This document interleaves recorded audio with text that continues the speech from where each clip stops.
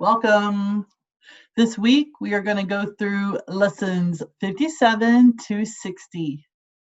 So last week your children were working into the thousands using the base 10 picture cards. They were doing their trading.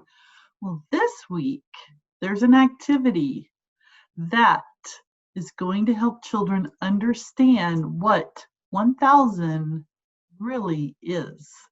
And I'm excited to share it with you.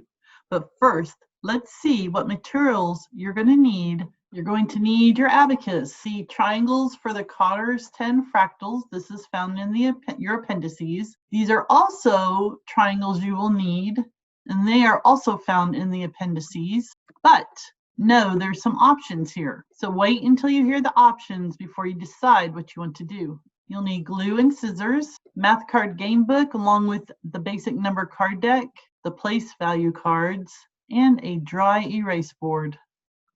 Lesson 57 and 58, the Cotter Tens Fractal. So this week's a little different. I'm going to combine these two together because it's saying you could take 2 days. You may want to take longer. And I'm going to give you some options. This, if you notice, open up your book, look in your manual, this is considered an enrichment lesson, meaning it is not something that you have to do, but I'm going to highly encourage that you do it.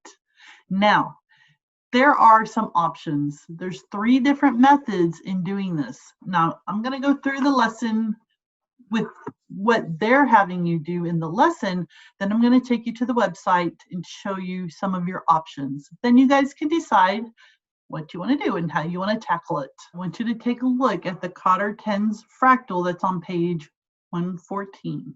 In the middle, it talks about the Cotter Tens Fractal helps the child experience our place value system. I know that you can tell me there's 1,000 of something, and I can kind of get an idea of how much 1,000 is. But when you have to cut out 1,000 little triangles and glue 1,000 little triangles onto a bigger triangle, you get a really good idea of just how much 1,000 really is. Now, that's not something you have to do, all right? So don't be stressing out right now thinking, oh my gosh, I have to cut out 1,000 triangles. You don't have to. Lucky you, because back in the day, let me just show you. Yes, all these yellow triangles were cut out and glued onto these other triangles. Tedious? Yes. I did not throw these away because I consider them like gold, very valuable. I thought if I ever do this again with another child, I will not have to make these again because they're already made. Now, some of you have children that would just love getting to do this. Great. Do it with them. Some of you maybe have children like my boys were like, they groaned, Mom, why do we have to do this? And I kind of groaned along with them, to be honest. But Right Start Now has 2 other methods that you could do, not necessarily with the same effect, because let me just tell you, cutting out 1,000 of these really makes you appreciate 1,000. Let me take you to the website to give you some options. Here we are at Right Start Math. We're going to go to Resources, go down to Teaching Support, scroll down, and you're going to see Cotter Tens Fractal. Click on that. And then down here, we're going to go to the download, instructions to build. Now, this first method is the method that's in the book. Then you have the second method. This uses pre-printed tens triangles, and this means that only 100 of the triangles are needed rather than the 1,000 little triangles. It says the results are easier to obtain and is almost 5 feet tall, just like the first method. Then method 3 uses pre-printed 10 triangles to create the 100 triangle, and pre-printed 100 triangles to create the Cotter Tens Fractal. Although the growth of the fractals not quite as obvious, this method is quicker and often appreciated when the number of people involved is low or space is limited. So that might be you. And this you can do. You will be able to get done probably in a day, but you could break it up into 2 days. So let me scroll down to the method 2 and method 3, and it kind of shows you, but look, I'm scrolling down so you can see the, well, first of all, this is kind of what it's going to look like when it's finished. If you have a wall space. This is kind of fun, this one on the right, they made it on green and then put a star at top. They must have done this around Christmas time. All right, here's another family putting it up on the wall. Some people glued it to paper, a big piece of butcher paper, and then just hung the butcher paper up on the wall. Lots of different ideas. Now this is for method 2. So you can do this, it's already pre-printed. Now here we have color. If you have a black and white, you know, yours is gonna be black and white. And then it shows for the other one. Now this is gonna be, looks like it's gonna be smaller. Now in this lesson, it is giving you the method like what I did, where you cut out all the individual triangles and then you can see that you glue them onto a bigger triangle. This is really meant for a larger group. There's no way you're going to get it all done in 1 day. You're probably not going to get it done in 2 days if you want to do it this way. Fine. Extend it out over a period of days. You can still keep moving in Right Start through the lessons and then devoting some time to the side, maybe in the evening. Let's glue some triangles tonight. Just keep doing that until you get all 1,000 done. Then once it's done, you can put your display up for everyone to admire. How you want to tackle these 2 lessons is really up to you and what you're able to do, what you want to do. Lots of options. And again, if you don't want to do it right now, that's fine. Maybe this is something you want to save and do over the summer. Perfect. Do it then. I really recommend, though, not skipping it if at all possible, because it really does help children to see how long it takes to get to 1,000. I mean, we throw 1,000 out like it's not that big of a deal, but it really is. And to see the tens and how many tens make 100 and how many hundreds make 1,000. Just another way of getting understanding of how our numbers work. Lesson 59, adding even numbers practice. If you notice, the first thing in the warm-up involves the Cotter's 10 fractal. So if you didn't make it, then just skip those parts. At the top of the second page, as you see, you'll be adding even numbers vertically, and your child will be entering it onto the abacus. So I'm going to go ahead and I'm going to switch cameras so I could show you how to do that on the abacus, even though I think it's pretty self-explanatory.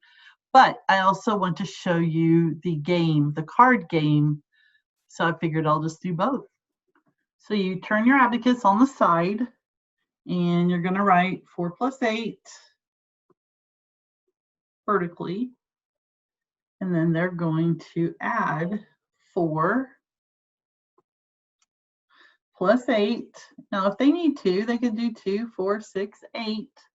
We don't want them counting individually. So we have 4 + 8. What is our total? We can see 5 and 5 for 10 and 2 ones. So our answer is 10, 1, 10, 2. And they'll write it down. And then you'll repeat this for other equations. The goal is that they see when they add 2 even numbers, they're always going to have an answer of an even number. So this ends with a game called the Even Chains Solitaire. And it's really similar to the short chain solitaire that the kids played not too long ago, but we're only going to use even numbers. In the game book, it's going to tell you how many 2s, 4s, 6, 8s, and 0s are needed. And they're only going to build 3 columns. So I have a 6, a 4, and my third column starts off with a 2. Now, unlike short chain solitaire, where we know we ended at a certain place, in the even chain solitaire, we know we're done when this first column ends with the second 0. We know this column's done when it ends with a second 0. And we know this column is done when it ends with the third 4. And actually, I need to put both cards down. So these are the cards you start off with. And then the child is going to add these numbers and has to put the answer using one of the cards. I'm going to do this a little bit differently than in the book. In the book, it wants you to lay the cards out into groups of 3 fans. So they're going to look something like this. Then you'll have another group, you know, over here. That's one way you can play this, and that's the way it's played in the book. Now, one of the ways I play it, and I usually have my granddaughter do this just because we don't always have a lot of space. So I just keep all my cards in a deck and we just flip over the third card. So we flip it over. And can I play it? I have 6 and 6 would be 12. I only play the 2. Remember, we disregard the tens place. 8, 8.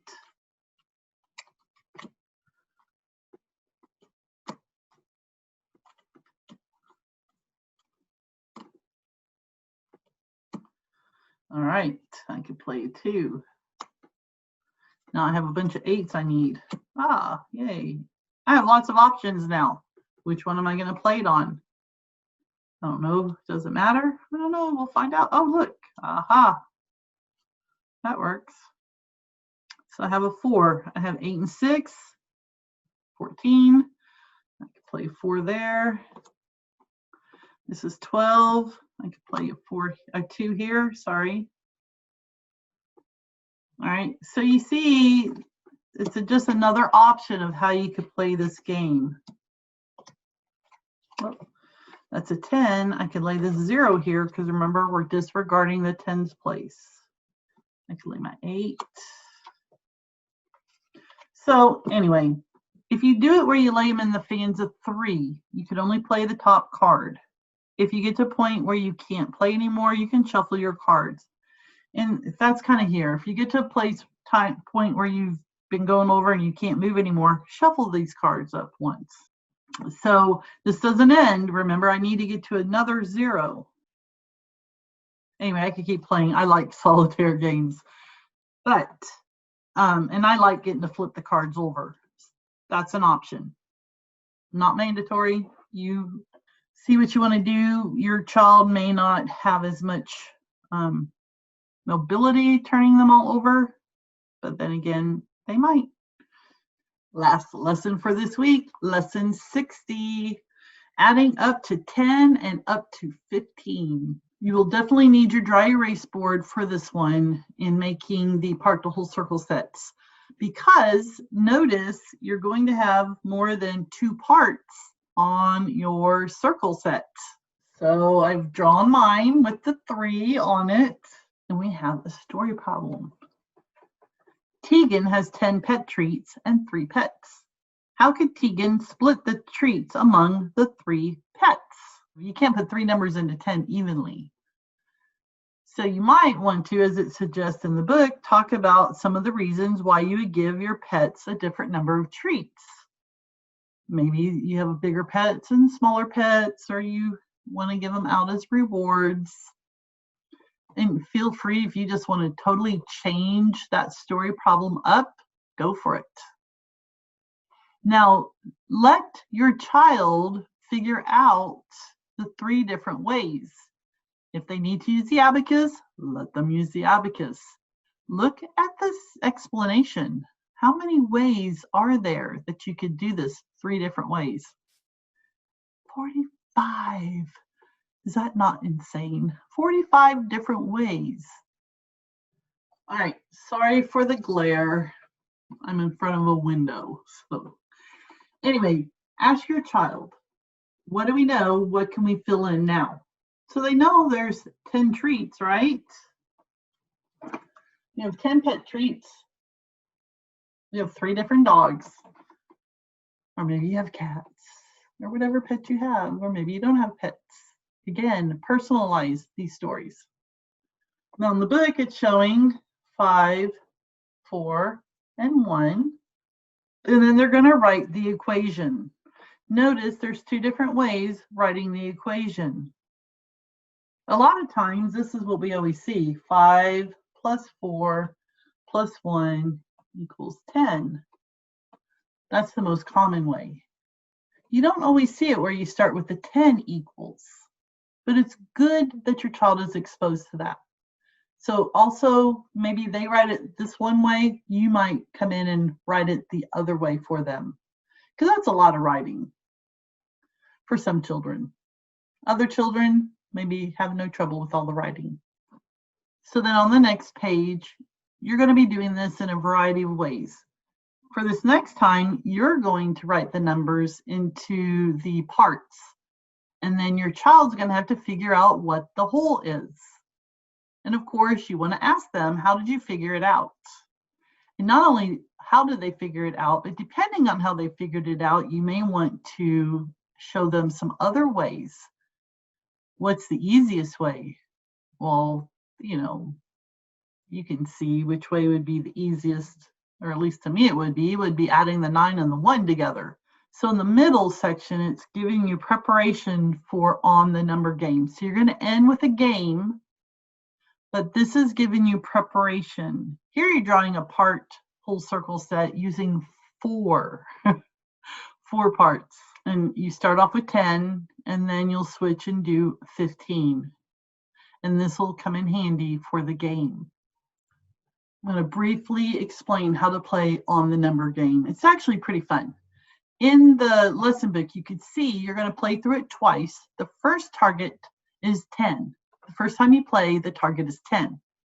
The second time you play, the target will be 15, meaning that you're going to take cards and you're going to add up these cards to make 10, but you don't need 2 cards. You really kind of want to have more than 2.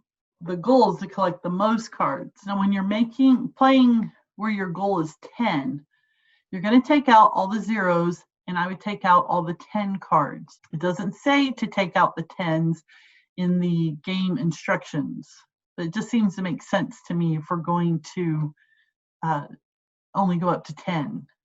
Now, the game instructions in the book is if you're going to go up to 15. So when you go back to playing, the next game and you go up to 15, you'll want to add the 10 back into the pile. I'm not going to show you how to play it, but if you have your math card game book, you can open it up to A55, and you can see that there's some cards out. Now, in this example, they're trying to reach 15. So you're going to take turns when you play with your child. Your child's going to lay a card out. They lay out the 6. Then it's your turn. Well, you lay out the 2. Then your child will lay out the card, the 5. Now we don't have 15 yet, right? What do we need? It's 13. So we need 2. We either need a 2 or we need 2 1s. Well, the next card flipped over is a 3.